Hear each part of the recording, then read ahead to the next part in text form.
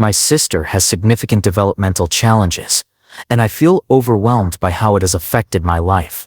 I know it might sound harsh, but it's how I feel. Since my sister was born, it feels like I disappeared from my parents' attention. I was 6, excited to be a big sister, but that excitement faded quickly. The change was gradual but undeniable. Suddenly, I was moved to the basement because she needed to be closer to mom and dad. It hurt. The basement felt cold and unwelcoming, and I missed the comfort of being near them. Nights there were long and lonely. I'd hear the rest of the family upstairs and feel isolated, like I was an afterthought instead of their daughter. Losing my toys to her was another blow. She didn't mean to break them, but it happened often. I remember trying to explain to my parents how it made me feel, hoping for some understanding, or maybe even fairness. But all I got was, "She's younger. She doesn't understand. You're the big sister. You should be more patient." It felt so unfair. Those toys were my escape, and seeing them broken without anyone addressing it just made me feel invisible. The incident with my laptop was the last straw. I had received it from school for doing well, but one day, it was just destroyed. The school was upset with me for being careless, and my parents added to the blame. No one stopped to consider it wasn't actually my fault. I was upset and hurt, but mostly, I felt alone in dealing with the situation. It wasn't just about the laptop, it was about feeling like nobody had my back. Honestly, trying to balance being a sister and having a life is tough. I love my sister, but it feels like my parents forget I'm still a kid too. Every time she needs something, I have to drop everything. It doesn't matter if I'm studying, hanging out, or even trying to catch a break. It's like I'm on call 24/7 without even signing up for it. I can't remember the last time I hung out with friends without constantly checking my phone, worried I'd miss a call from home needing me to rush back. My life felt like it was on perpetual pause, always waiting for the next crisis or the next demand for help. The day I decided to go watch the new Spider-Man movie was a big deal for me. It had been ages since I'd made plans that were purely for my own enjoyment. My friend Jake had been talking about it for weeks, and his excitement was contagious. I needed that break, just a couple of hours where I could be a teenager, not a caretaker. So I made a decision. I figured, just this once, I'd turn my phone off to enjoy the movie, not worry about anything else, just 2 hours of freedom. Walking out of the theater and turning my phone back on, I felt like I'd been hit by a truck, missed calls and texts everywhere. I called home immediately. The joy from the movie evaporated with each ring. When my mom picked up, her frustration hit me. "Where have you been? We needed you an hour ago." I could barely get a word in. I rushed home, feeling guilty, but also kind of angry. When I got there, it was like walking into a storm. My parents were upset, their disappointment a tangible force in the room. "We rely on you, and you just decide to disappear to watch a movie." My dad's voice was sharp, his words punctuated by my sister's background noises, as if going to a movie was some kind of crime. I tried explaining that I just wanted a break, that I just wanted a couple of hours to myself, but it fell on deaf ears. "It doesn't matter. Your responsibilities here are more important than some movie," my mom added. Her words were final. They grounded me, saying I was being irresponsible all over a movie. Sitting in my room afterward, it hit me. This wasn't about the movie, it was about feeling stuck. Yes, I get it, my sister needs me, but sometimes I just want to do something normal without feeling guilty or getting into trouble for it. Being 18 and feeling like you're not allowed to have your own life is tough. It was about feeling trapped in a role I never chose, about longing for a piece of normality in a life that felt anything but normal. I loved my sister deeply, but in that moment, I couldn't help but feel robbed of the simple teenage experiences, friendships and carefree moments. Living in my house felt like I was trapped in a loop where everything revolved around my sister and her needs. Don't get me wrong, I get it. She needs a lot of care, and I want to be there for her. But sometimes it feels like I'm just another item on the family's to-do list. Help your sister, make sure she's okay. It's exhausting, feeling more like an extra hand than an actual member of the family. Then there was this one week that seemed like it could be different. I had been chosen to give a speech at a school event. Something about that recognition lit a spark in me. I worked hard on that speech, pouring my thoughts and feelings into every word. When my parents said they'd be there to watch me, for the first time in a long time, I felt valued. Finally, something about me. I worked on that speech every night, imagining looking into the crowd and seeing my parents there, maybe even catching them smiling proudly. The excitement felt like a rare light in the usual dimness of my world. Daily life felt like maybe this time things would be different, but they weren't. They missed it because of something related to my sister, once again blaming everything on her. Standing there, about to start my speech, and not seeing them in the audience crushed me. I pushed through, my voice shaky and hands trembling, but I cried, not just because of the speech, but because of all the times I felt sidelined. Yes, I made it through, and people clapped, but it felt empty. The entire walk home, I couldn't stop the tears. It's not like I wanted to make a big deal about them missing the speech, but it just hit hard. It felt like a reminder that no matter what happens with me, it'll always be secondary. Walking home, all I could think about was how this pattern seems like it's never going to end. Talking about colleges with my dad was something I'd been looking forward to. It started off pretty normally. I was actually excited. For once it felt like we were focusing on my future, on something that was about me. I started thinking maybe college could be my chance to get away and do my own thing, away from the chaos at home. We were looking at brochures, talking about majors and campuses. It was the closest to dreaming I'd gotten in a long time. Then my dad made that joke about picking a high-paying major so I could take care of my sister when they're gone. He laughed, thinking it was just a light-hearted comment, but it hit me hard. All my bottled-up feelings just exploded. I lost it. I couldn't hold it in anymore. I started crying, and then yelling, telling him how unfair it was that my entire life was expected to revolve around being my sister's caretaker. It all came out, every bit of resentment, every moment of feeling overlooked and undervalued. I tried to make him see how much I've had to give up, how everything always circles back to what my sister needs. But they didn't get it. My parents just stood there, staring at me like I was speaking another language, watching me lose it. No comfort, no apologies, nothing. Their faces were so cold, so detached. It was like they couldn't understand why I was so upset over a joke. That's when I realized they weren't going to hear me out. I ran to my room, slammed the door, and I've been here ever since. And here's the thing, I've been in here for hours, and they haven't even bothered to check on me. Not a knock, not a word, nothing.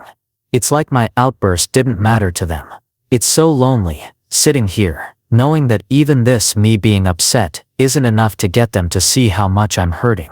It's like I'm trapped in this role they've set for me, and my feelings about it don't matter at all. Am I wrong for wanting more than this, for wanting to be seen as more than just a future caretaker for my sister? It just feels like no matter what I do, my life doesn't matter. I am nothing to them, nothing more than just an insurance for my sister after they are gone. After hours turned into a day, then another, with no word from my parents, something inside me clicked.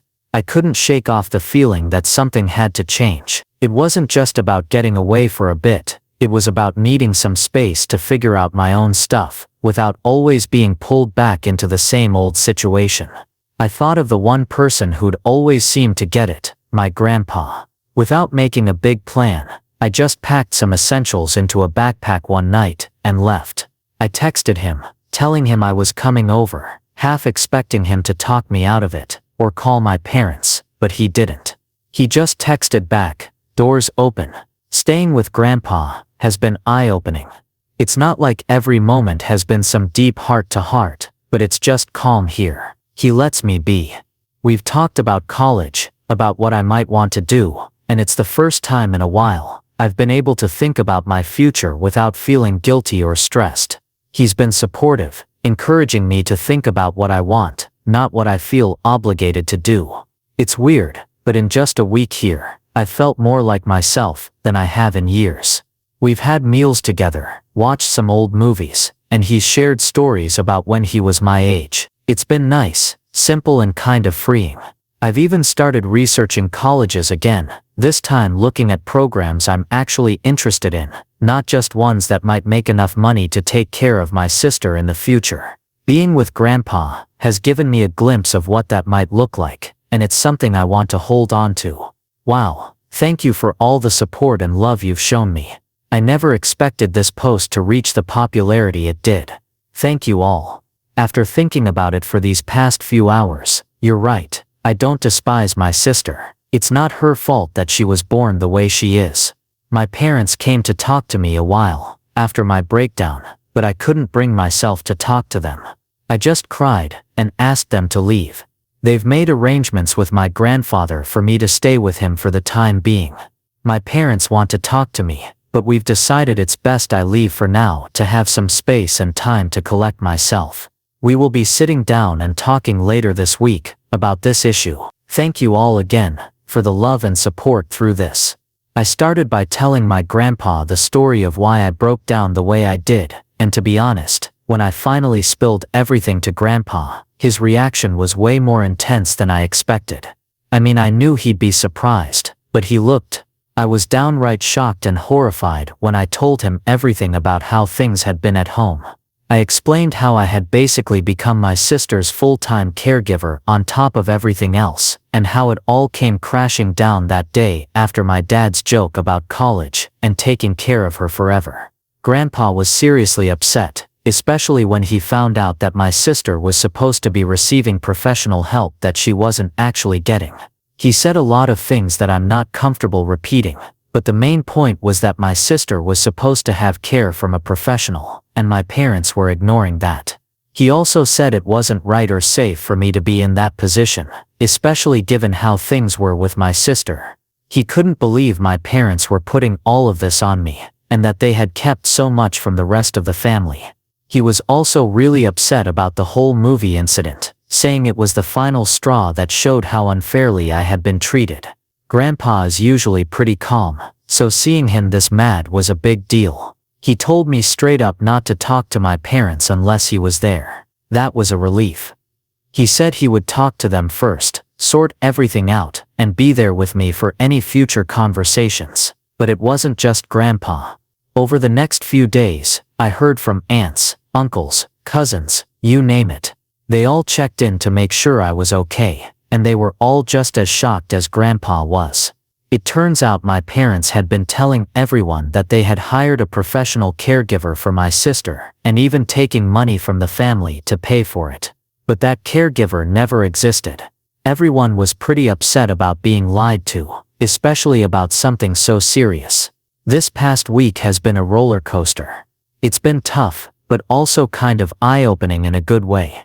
The whole drama with my parents, and finding out everything I didn't know was a lot to handle. But then there's been this unexpected silver lining, my extended family stepping up in ways I didn't even realize I needed. Grandpa has been at the center of it all, trying to make up for what he keeps calling lost time. He's been really pushing me to just be a teenager again.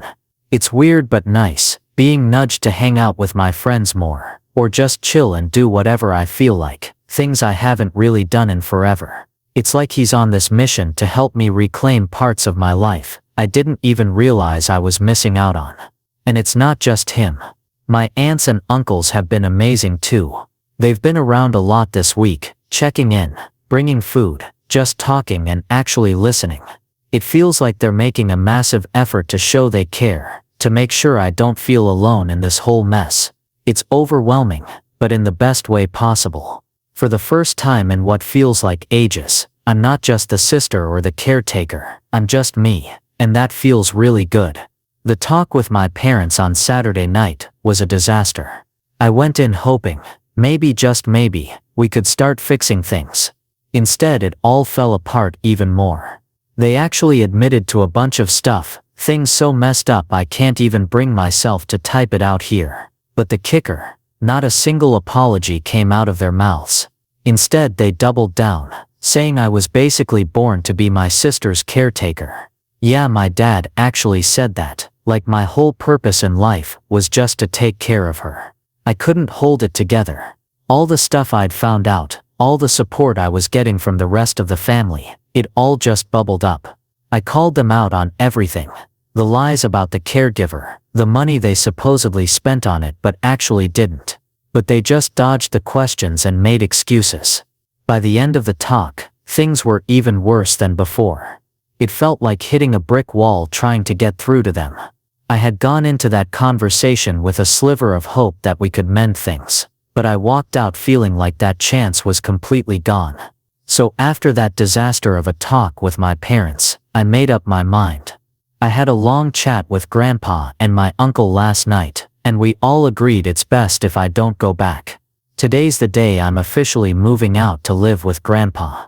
It feels weird, making this huge change, but it also feels right, like I finally have some control over my life again. I've also decided I'm leaving the state for college once I finish high school. Just the thought of starting fresh somewhere new is kind of thrilling. My aunt has been incredible through all this. She told me she's going to start sending the money directly to me, the money she used to give to my dad for my sister's care. I guess it's going to be my college fund now.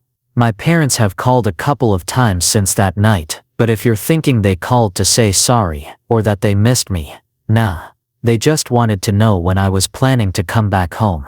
It's like they're not even trying to understand why I had to leave. I know this is going to be a huge change, and honestly I'm kind of scared. But at the same time, I feel this weight lifting off me. I'm finally making decisions for myself, and there's something really freeing about that. Today's just the start of something new, I guess.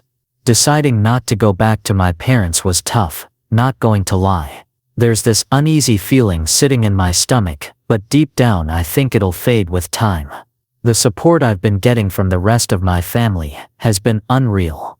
It's weird, but even though I've made this big decision, feeling all their love and support makes the whole situation has been tough, but I've learned something valuable through all of this.